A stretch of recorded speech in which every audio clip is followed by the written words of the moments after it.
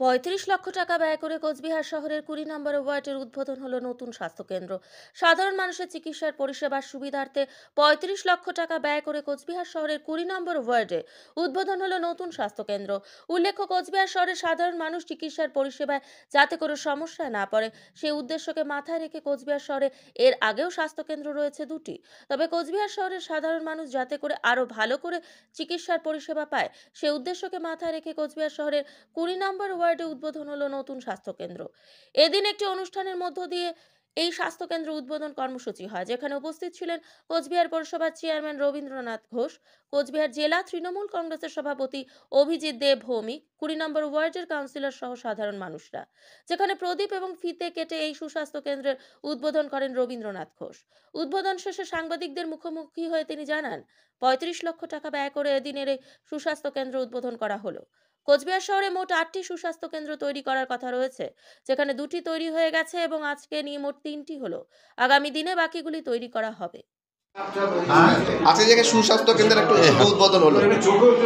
আজকে কোচবিহার পৌরসভার উদ্যোগে রাজ্যের মাননীয় মুখ্যমন্ত্রী মমতা ব্যানার্জির অনুপ্রেরণায় ২০ নম্বর ওয়ার্ডে একটা সুস্বাস্থ্য কেন্দ্র ৩৫ লক্ষ টাকা খরচ করে তার শুভ উদ্বোধন এখানে হলো।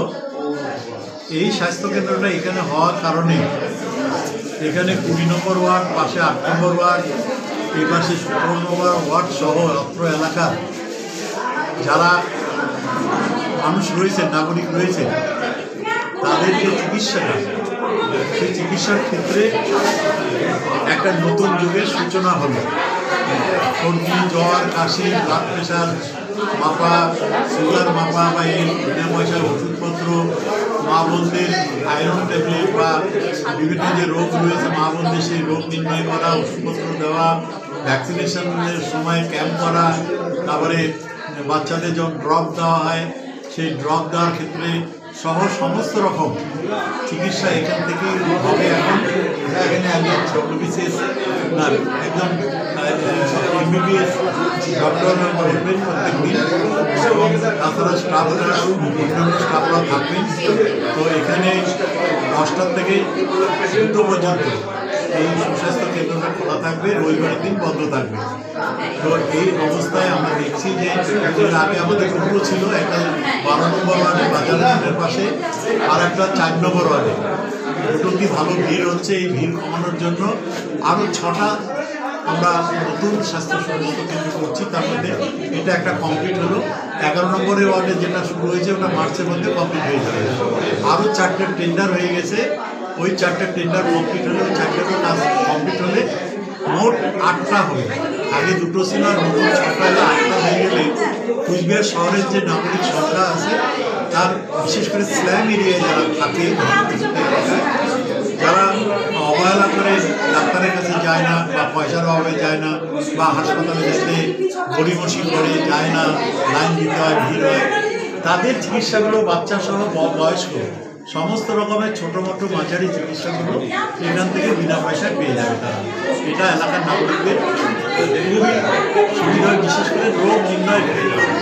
অনেক সময় অনেকের প্রেশার রয়েছে, বাড়তি প্রেশার রয়েছে, কিন্তু সে জানেই না যে তার প্রেশার হাই রয়েছে, আরও প্রেশার লো রয়েছে, সে জানেই না। সেটা এখানে এসে প্রতিদিন মেপে সে রোগটা নির্ণয় করতে পারবে, ওষুধটা বিনা পয়সা পাবে।